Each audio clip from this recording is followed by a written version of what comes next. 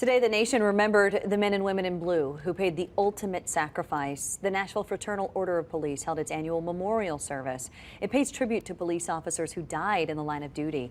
46 Nashville officers have died in service since 1875.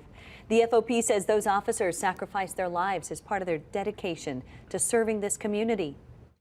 It's incumbent on us to come together every year, recognize that, not only to honor their sacrifice, but also to recognize the surviving families and make sure that they know that they won't walk alone, that we will be there to support them every step of the way. Officer John Anderson was the last Metro officer killed in the line of duty. He died when a driver hit his cruiser back on July 4th. That was in 2019. Other departments held a ceremony today. The Wilson County Sheriff's Office and Lebanon Police shared these photos. They asked the community to pray for the safety of all law enforcement officers and the families who've tragically lost one in the line of duty.